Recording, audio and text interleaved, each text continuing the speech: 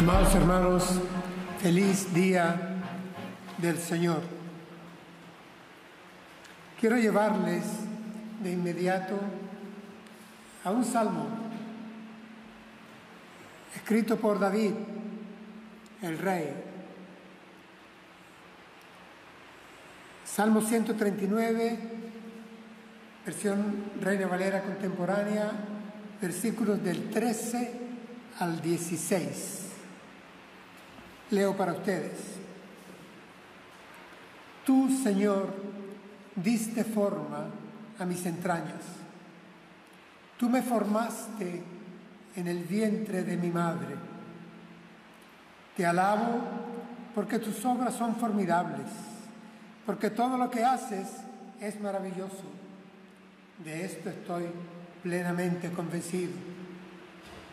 Aunque en lo íntimo me diste forma y en lo más secreto me fui desarrollando, nada de mi cuerpo te fue desconocido. Con tus propios ojos viste mi embrión. Todos los días de mi vida ya estaban en tu libro.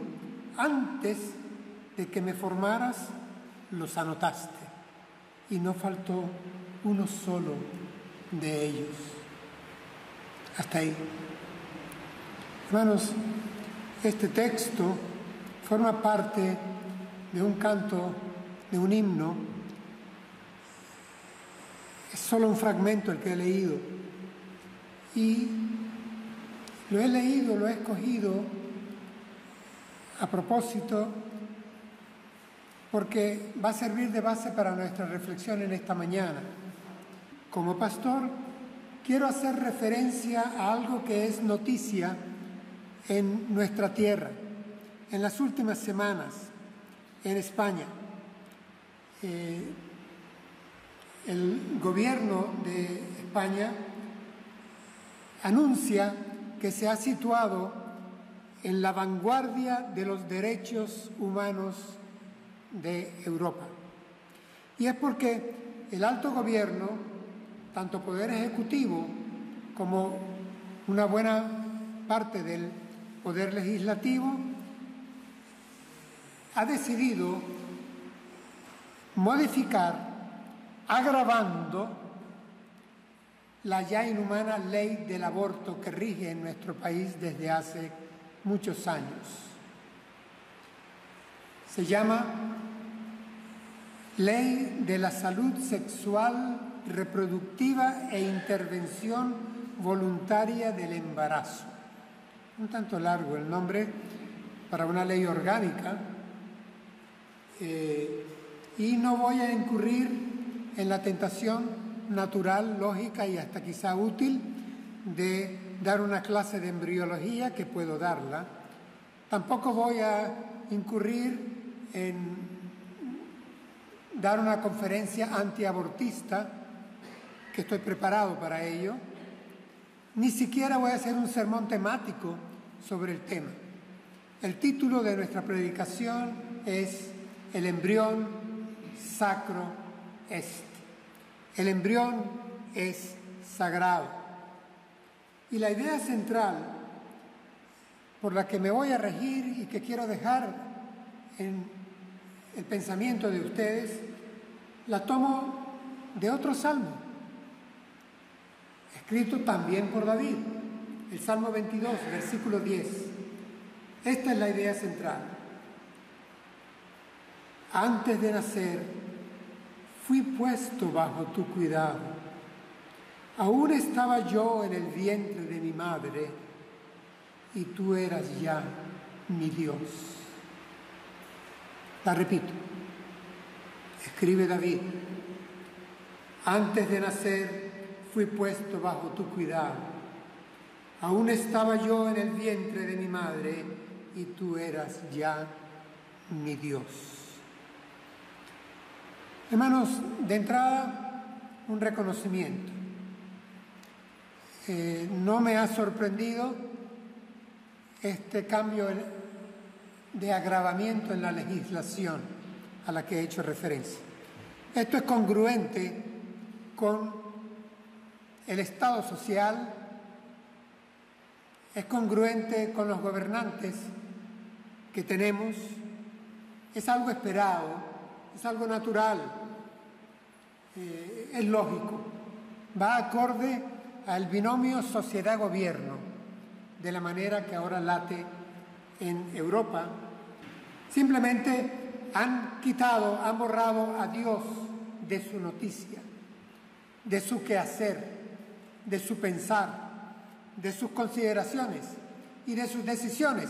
Tanto gobiernos como sociedades han eliminado a Dios en el humanismo materialista en que se encuentran embriagados. Y una vez eliminado Dios, pues ya no hay lugar para otorgarle dignidad al hombre como imagen y semejanza de Dios. Si Dios no existe, pues tampoco existe la imagen y semejanza de Él en alguna de sus criaturas. Así que la ideología progre nos está considerando a los seres humanos simplemente animales, superiores, ilustrados, pero animales, y punto. Lo segundo es una reafirmación. Frente a este reconocimiento, quiero reafirmar que para nosotros, los creyentes en el Dios y Padre de nuestro Señor Jesucristo, para nosotros como miembros de la Iglesia, Dios es el autor de la vida de todo ser humano desde su comienzo. Dios es el sustentador de la vida de todo ser humano desde su comienzo, en sus diferentes etapas y hasta su final. Esto es lo que tenemos en las Sagradas Escrituras de etapa a contratapa. Esta es nuestra confesión de fe, lo que profesamos, lo que sentimos. Y por lo tanto, la dignidad del hombre, la altura del hombre, la especialidad del hombre, aquellos que en teología se llama la hombridad del hombre, depende justamente de ese vínculo sacro que tiene con su Creador, que lo hizo a su imagen y semejanza. Es tan especial el valor que le consagra la palabra de Dios, la Sagrada Escritura, al ser humano, que apenas comenzando la lectura de la Biblia en la tercera o cuarta hoja, vemos el espanto de Dios ante la muerte violenta de una criatura humana. Y leo para ustedes el reclamo de Dios para Caín. El Señor le dijo: ¿qué has hecho? La voz de la sangre de tu hermano clama a mí desde la tierra. ¿Qué has hecho? ¿Qué has hecho? La voz de la sangre de tu hermano clama a mí desde la tierra. Y pudiéramos decir hoy, acorde al tema, la voz de la sangre de tu hermano clama a mí desde los quirófanos, desde los centros de salud o de lugares clandestinos. El espanto de Dios. Quiero también hacer una aclaratoria muy breve. Voy a incluir en la palabra embrión todo lo que es la etapa prenatal del ser humano. No voy a entrar en especificaciones que conozco sobre las diferentes etapas que la vida in útero tiene per se. Lo que sí quiero en esta aclaratoria es que quedemos advertidos. No estoy hablando del embrión que se cuida con alto celo porque es el embrión de un panda que nació en cautiverio. ni el embrión de un gorila que se cuida y es noticia porque estando in útero nació en el zoológico. No, estoy hablando, cuando mencione la palabra embrión, el embrión de un ser humano. Y también, para terminar la introducción, quiero llamar la atención al tema mismo, a la gravedad que tiene el asunto que estamos tratando en esta mañana. Porque en España, hermanos, se suceden alrededor de 100.000 abortos por año. Mientras realizamos este culto, mientras dura este culto, 15 mujeres han solicitado que se les provoque el aborto. Mientras dura este culto nuestro, 15 embriones han sido abortados en centros de salud de España. Y esto me permite hablar de algo que nadie habla, y es la violencia intrauterina. Violencia intrauterina. Hermanos, yo me debato entre el balbuceo, las lágrimas y cierta represión, cierta indignación por lo que acontece. La violencia intrauterina es una violencia hembrista de la que nadie habla. Las mujeres, usualmente y en su mayoría, las máximas protectoras del ser humano en sus momentos más frágiles, transformándose en las máximas agresoras de los seres humanos en sus momentos más frágiles. Esta es una sociedad enferma. Y esto provoca dolor y cuesta discursear. Y pasa. Vamos al texto bíblico. El salmista viene hablando de la omnipresencia de Dios, de la omnisciencia de Dios. Es un Dios que está presente en la creación, en la historia, que todo lo conoce, que todo lo ha hecho de manera formidable. Pero de repente, en ese Salmo 139, el salmista hace una reducción y se va de lo macro a lo micro, y se ubica en el útero donde él habitó cuando era embrión. Y declama en convicción lo que leo. Tú, Señor, diste forma a mis entrañas, tú me formaste en el vientre de mi madre. Aquí hay una convicción con identidad, una expresión muy personal. A mis entrañas me formaste en el vientre de mi madre. Es una convicción muy personal, muy íntima, muy pequeña. Pero, hermanos, es quien escribe este canto, quien lo entona, es rey en palacio. Y desde una perspectiva postnatal se identifica con su existencia prenatal. Él es el mismo que fue un embrión en el útero de su madre. Y ahora está, años pasados, en su adultez, reinando sobre las 12 tribus de Israel. Y esto le produce al salmista una exclamación de alabanza. Continúa, por lo tanto, el texto que hemos leído: te alabo, y razona por qué alaba.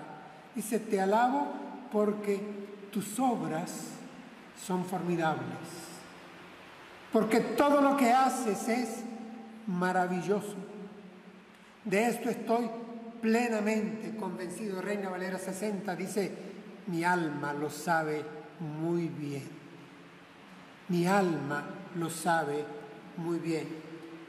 El salmista está reconociendo que el Dios creador del universo, de la naturaleza, de la biosfera, de la historia, del pueblo de Israel, es también el Dios creador del embrión que él fue en el útero materno.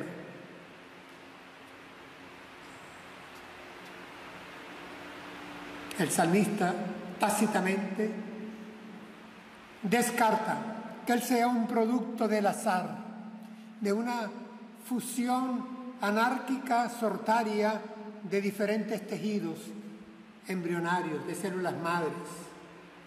No, hermanos, cuando leemos la Escritura nos damos cuenta que en toda ella hay una convicción de que el embrión es una etapa temprana del desarrollo del hombre como criatura hecha a imagen y semejanza del Creador, único en la creación, única criatura, en la cúspide de la pirámide, en el centro del círculo. Y por eso el salmista dice: y de esto estoy plenamente convencido. Mi alma lo sabe muy bien. Y hermanos, nosotros lo sabemos muy bien. Y la mayoría de nuestros conocidos, compañeros y familiares también en su interior lo saben muy bien. Aunque por conveniencia, gobierno y congresistas progre legislen en la práctica a favor de una violencia contra los más débiles. Ellos lo saben en el fondo de su corazón. Y si ya no lo saben, es porque su necio corazón ha quedado en la oscuridad y porque Dios les ha abandonado, habiéndoles ellos negado. Dios les ha dejado en la oscuridad. De esto hemos predicado anteriormente. Dietrich Bonhoeffer, un gran teólogo alemán, se preguntaba en una reflexión: ¿cómo puede una sociedad considerar al aborto como una solución cuando en realidad el aborto es un problema? Y como pastor me toca, con dolor, pero es mi responsabilidad denunciar la inhumanidad de este tiempo que vivimos en pleno siglo XXI con orgullo. Y hasta preguntarme: ¿cuál será el próximo avance moral del antirreino? Porque supuestamente vamos en progreso, en avance, en modernidad. ¿Cuál será el próximo? Una cosa les aseguro, que no nos sorprendan. Es el antirreino organizado actuando. Una asociación muy conocida a nivel mundial, Human Rights Watch, la cito: declaración del 28 de junio de este año. Literalmente leo: Human Rights Watch entiende que los derechos reproductivos son derechos humanos, incluido el derecho a acceder al aborto. Los estados tienen la obligación de brindar a mujeres, niñas y otras personas embarazadas acceso al aborto seguro y legal como parte de sus responsabilidades centrales de derechos humanos. Human Rights Watch, 28 de junio del 2022. ¿Nos asombra? No. A mí lo que me preocupa es que lo estemos normalizando. A mí lo que me preocupa es que se esté banalizando esta situación. A mí lo que me preocupa es que no se dé el debate, que no se permita el derecho público a escuchar la voz de la disidencia frente a esta situación. A mí lo que me preocupa es la aceptación irreflexiva de esto. Más aún cuando las estadísticas a nivel mundial nos recuerdan que, atención, 9 de cada 10 abortos se practican porque las madres los solicitan, no por razones de salud. Solo 1 de cada 10 correspondería a un problema grave de salud donde la madre no puede llevar este embarazo adelante o a una malformación que da inviabilidad al feto que se va gestando. Del resto, el 90% de los 100.000 abortos españoles son provocados porque la madre no quiere ser madre y punto. No encaja dentro de sus planes del momento. Y me llama la atención, siguiendo en nuestro texto, no quiero apartarme de él, cómo el salmista hace referencia a mis entrañas. Me formaste, mi madre, me diste forma, me fui desarrollando, me conociste, viste mi embrión, mi vida, mis días. ¿Qué les llama la atención, hermanos? ¿Qué nos debe de llamar la atención? Lo personal. Está en primera persona el canto. Lo escribe un adulto que se identifica con el embrión que fue y que gracias a una madre amorosa y a un padre amante no fue abortado. Y gracias a la fuente de Dios y a la procreación de la pareja tuvo vida y fue gestado. Sí, hermanos, porque nosotros como cristianos levantamos la bandera de que hay identidad humana en la persona in útero. Ya hay identidad humana, ya es persona quien está in útero. Hay una continuidad en el ADN del embrión que no variará jamás, jamás, jamás. El mismo ADN que tiene al ser concebido, al comenzar el primer segundo de su vida, lo llevará a través de toda su existencia hasta su muerte. Continuidad de identidad genética, preordenado. Hay una organización maravillosa en esa molécula de doble helicoide. Cito a Francis Collins, hermano nuestro en la fe, quien estuvo al frente del proyecto Genoma Humano, y al contemplar la molécula del ADN, decía, el ADN es el lenguaje de Dios. David en el Salmo se singulariza. Él sabe que es diferente, es especial y agradece a Dios por esa inalterable identidad que le seguirá en el curso de su vida, desde cuando él estaba en sus primeros segundos, siendo formado, apacentando ovejas, tocando el arpa para Saúl o siendo rey de Israel. Continuidad en su identidad, porque cada embrión, hermanos, como nos dice la ciencia, llámela usted biología molecular, llámela genética, llámela medicina, llámela embriología. Lo que nos dice la ciencia a día de hoy, y no podrá nunca decir lo contrario, es que cada embrión tiene su patrimonio genético, que es diferente al de sus padres, que conste. Hermanos, si el embrión humano no es humano desde el comienzo, como se dice, nunca, pero nunca, pero nunca lo podrá ser después. O es humano desde un comienzo para poder serlo después, o nunca podrá serlo. Esta es la presentación dilemática. Esto es la ciencia. El problema es que no estamos enfrentando a una posición científica, estamos enfrentando ideología, no ciencia. Y desde nuestra confesión de fe, sí tenemos problemas con ideologías, nunca tenemos problemas con la ciencia.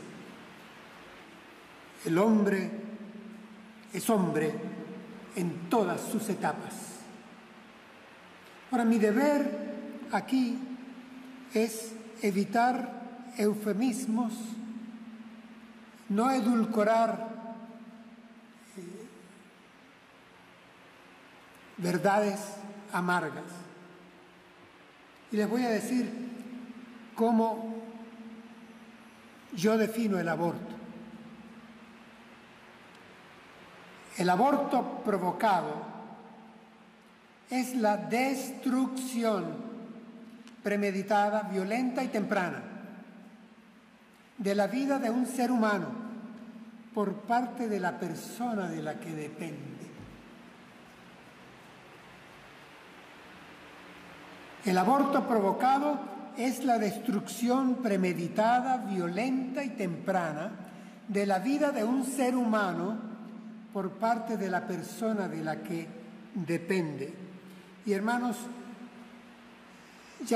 utilizo la palabra destrucción porque lo que se nos vende en el nombre de la ley y en los discursos es un verbo, un sustantivo, la interrupción. No te hablan de destrucción. Los legisladores nos hablan de interrupción. Miren, hermanos, yo puedo interrumpir este sermón y lo puedo reanudar después. Usted puede interrumpir una cena y la puede continuar luego. Lo que usted interrumpe puede reanudarlo. Lo que usted destruye, no. Y aquí no hay una interrupción del embarazo, hay una destrucción de un embarazo. Eso no se puede reanudar, eso no se puede reconstruir. No hay interrupción, hay destrucción. Y si ese es un ser humano, como nosotros así lo concebimos desde la palabra de Dios, pues aquí hay un homicidium. Porque la palabra homicidio significa tan solo muerte de un hombre. No dice en qué etapa de su vida, siendo niño, siendo feto, siendo anciano. Aquí hay un homicidio. Y me gusta cómo Tertuliano, uno de los padres de la iglesia, finales del siglo I, comienzos del siglo II, habla sobre el tema y escribe, le cito: impedir el nacimiento es un homicidio anticipado. Ya es hombre aquel que está en camino a serlo. Tertuliano de Cartago. Sí, hermanos, en mis palabras, la precocidad del homicidio no cambia la gravedad moral del hecho. La precocidad del homicidio no cambia la gravedad moral del hecho. Puede ser legal, pero no es legítimo. Puede ser legal, pero no es moral. Y jamás es un derecho humano. Y atenta contra la sacralidad del ser humano que comienza su vida en el útero materno. Nosotros tenemos leyes también. Y que no lo olvide el Estado, que no lo olvide la sociedad. Nosotros tenemos la ley de Dios, los mandamientos de Dios, en forma muy escueta y en solo 2 palabras: no matarás. Eso se desarrolla mucho más en la Escritura. No es tiempo, le digo que esto no es un sermón temático, pero el no matarás sigue resonando y resonando en esa caja de arbitrariedad en que se sume el tejido social moderno. El ser humano es sagrado desde su comienzo. Nuestra sociedad está rayando en lo patético. No permite a una muchacha de 16 años comprar tabaco por razones de salud. Pero con la nueva legislación que se aprueba en las próximas semanas, le permite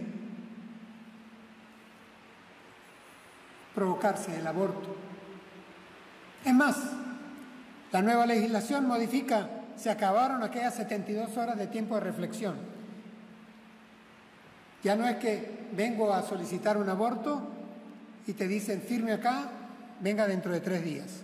No, ahora vengo a solicitar un aborto, pase usted, lo practicamos. La nueva legislación ya quita aquello de que dicen tus padres, tienes tan solo 16, 17 años. No, se elimina la necesidad de la representación paterna. Voy a apartarme del tema porque me podría desviar y no es la intención caer en la gravedad jurídica como se está yendo por el tobogán. Pero hermanos, algo huele mal en Dinamarca, escribía Shakespeare, allá recuerdan en Hamlet, es que algo huele mal aquí. ¿Con cuánta frecuencia se cacarea el eslogan de tengo derecho a decidir sobre mi cuerpo? Y va en las pancartas. Muchachas, mujeres,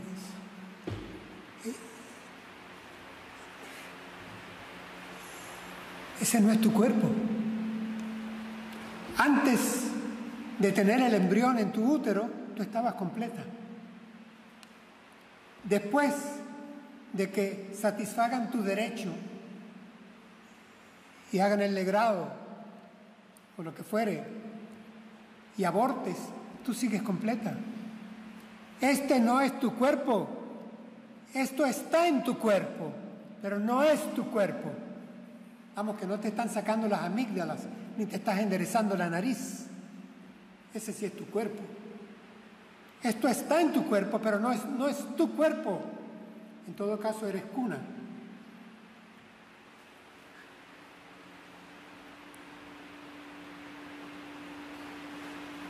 Vi una pancarta bien grande y decía, soy responsable de mi cuerpo.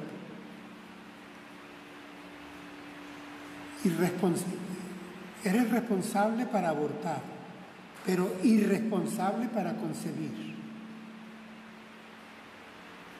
Reclamas responsabilidad sobre tu cuerpo, pero fuiste irresponsable en tu conducta erótica. ¿Te das cuenta, muchacho? ¿Te das cuenta, mujer, de tu contradicción? En nombre de la modernidad, de los derechos humanos, lo que estás haciendo. Hermanos, el centro del problema es, por lo tanto, una conducta liberal, hedonista, que no acepta las consecuencias por no tomar las precauciones y porque no encajan en su plan de vida esas consecuencias. Solución: te otorgamos derechos y te garantizamos que provocaremos un homicidio precoz, seguro, gratuito, pagado por los impuestos de los ciudadanos en un centro de salud privado o público. ¿Esa es la solución? Ah, Bonhoeffer, cuánta razón tenías. Ese es el problema. Ese es el problema. Una vez vi un graffiti escrito allá en Venezuela Solo los que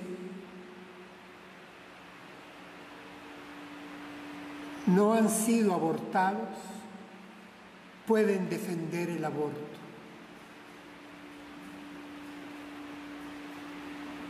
Los congresistas, cuando levanten la mano, podrán levantar la mano porque no fueron abortados, porque sus madres los amaron y los llevaron a muchos de ellos con precariedades económicas, con dificultades, pero con amor, adelante. Y por eso pueden levantar la mano. Hermanos, esta es una realidad trágica y puede ser que hoy les parezca como que poco espiritual el sermón. No, hermanos, es de los más sacros que he predicado.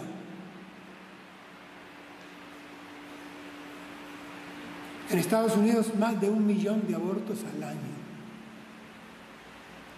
Cataluña en primer lugar de abortos provocados en todas las comunidades, tomando en cuenta la densidad poblacional. Primer lugar, para vergüenza nuestra.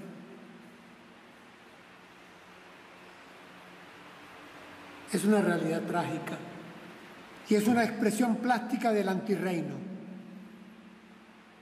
Nosotros no podemos mirar a otro lado. Nosotros no podemos hacer procesión con esto.